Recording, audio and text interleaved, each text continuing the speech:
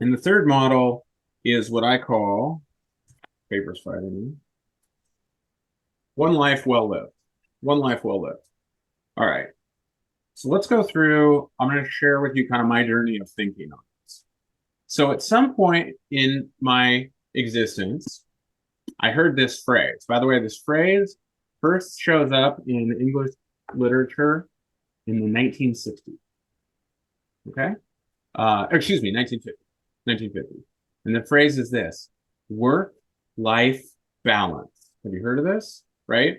It shows up in the 60s, and then it really rockets after that. So the idea we have in our heads is that I am two people, right? I am a work person and I am a life person, right? By the way, have you ever met anyone like this where they like are fundamentally different people in different environments?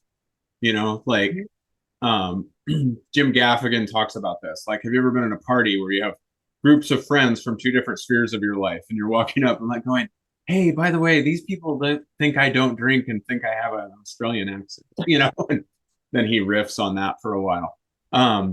This is the idea of work-life balance. So we're different people. That those things take different tactics or strategies. I had a friend. Well, I had a friend, but that's actually the right way to say that. He's unfortunately not a friend anymore. He wanted to hire me, and before he did, he's like, "Let's get a beer." And we were getting a beer, and he goes, "Listen, here's the deal. I don't like doing business with friends." And I was like, "Well, that's okay. I do business with friends all the time. It usually works out great." And then we did the deal, and I found out why. Because he doesn't do business in a friendly way. he he is very much, "Hey, this is just business." And I'm like, "Oh, interesting. You actually have a separate value system for when you're at work and when you're with friends." It was really distressing, right? But this all plays into a myth that work and life are these separate spheres and that we have to somehow get to like some sort of nirvana balance between the two, right? Or that it would even be okay to have different value systems, different behaviors in the two places. So maybe though we mature beyond that, right? And we get to a place where we go, well, there's these two different areas of my life. And by the way, we could draw, you know, 8 circles here, right? But the idea is that they're somehow distinct, separate, siloed from one another, right? So you could put friends in here, you could put faith here, you could put, um, your health here, you could put your hobbies there, right? So you could have these different spheres. But at some point, maybe we realize that these spheres influence one another. They're actually a little bit of like, hey, my life impacts my work impacts my work, right? And so that might go from like balance to, I mean, I've heard some people call this like counterbalance. I know for some of you that are involved with Keller Williams, I'm speaking sacrilege right now. I'm aware. Um, so some people call this counterbalance, where it's like I kind of need to, um, get have different tactics for each sphere of my life, but it's about like making sure that one is balanced and we're running over, making sure the other is balanced, but that it's not like trying to receive, like get to a static state of balance, but it's a real active and dynamic state. Then some people will talk about like almost like work-life integration, where it's more of like a Venn diagram and these things have some overlap.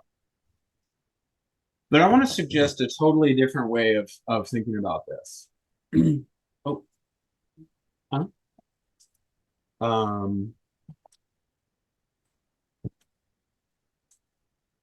hold on. There you are. Thank you. Um, my wife's car broke down this morning, and it's at the mechanic, and she needed my truck keys so she can go to the grocery store.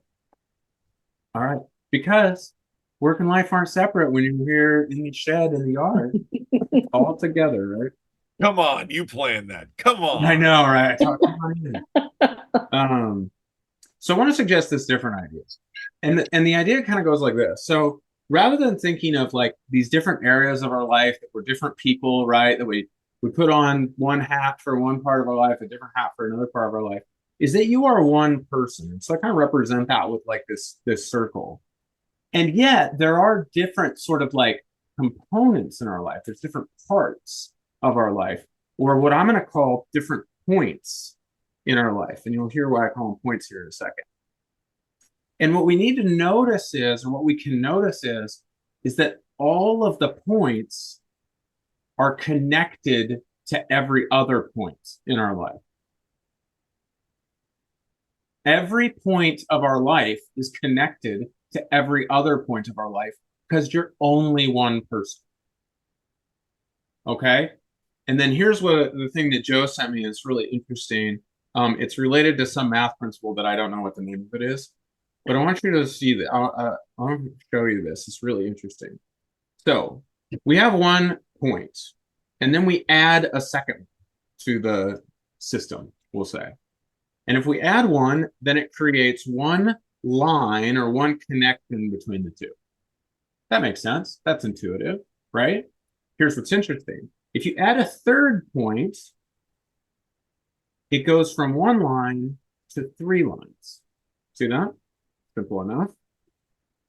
If you add a fourth point, it becomes 6 lines, right?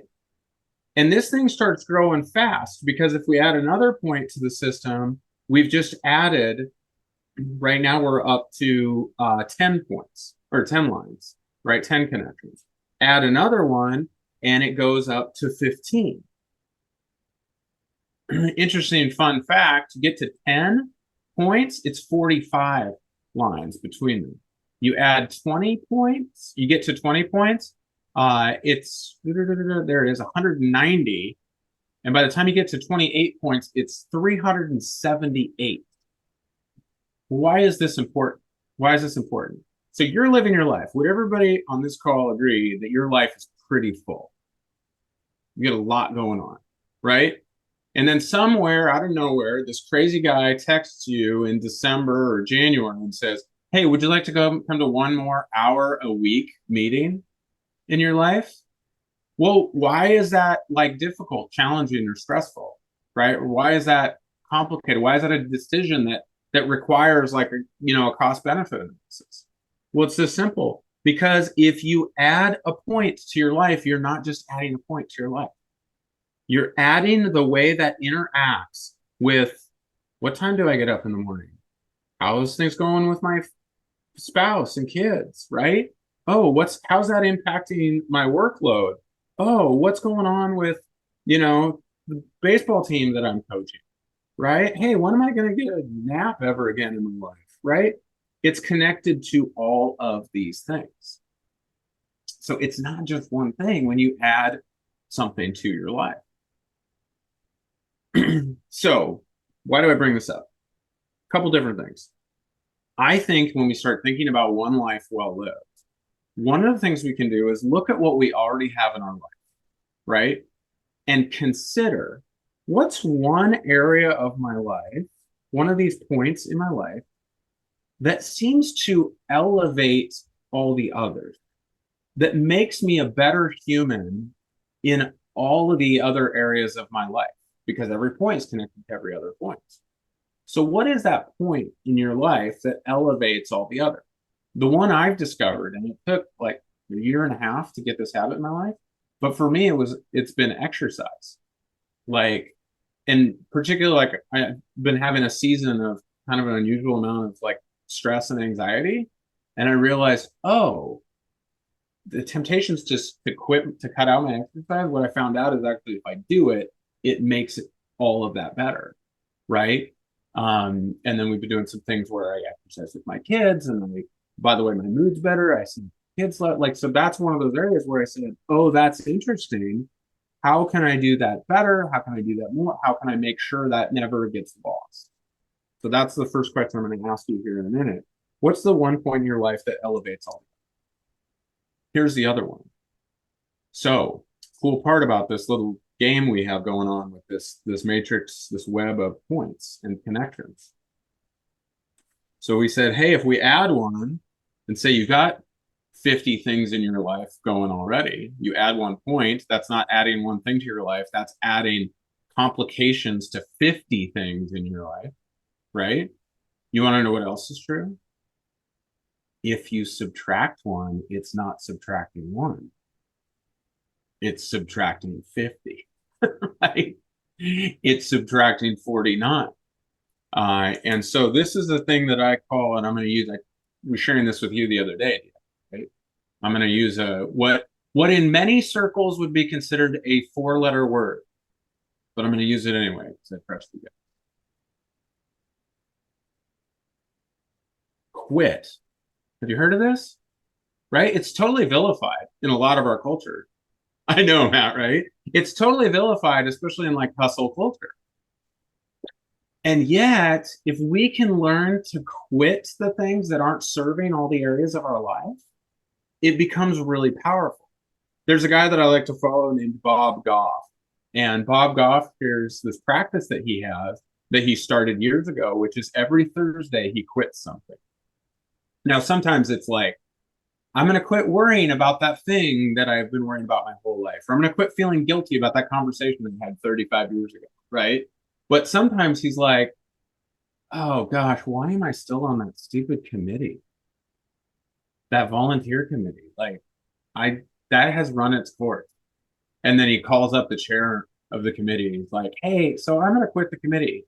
Oh, no, why? And he goes, oh, because it's Thursday. And the committee guy knows him. He's like, oh, man, Thursday, dang it. Like, of course you did. But I think, so that second question I want to ask is, what is 1 point in your life that you might remove, that would potentially give you more life, more aliveness, and alignment in the other area, right?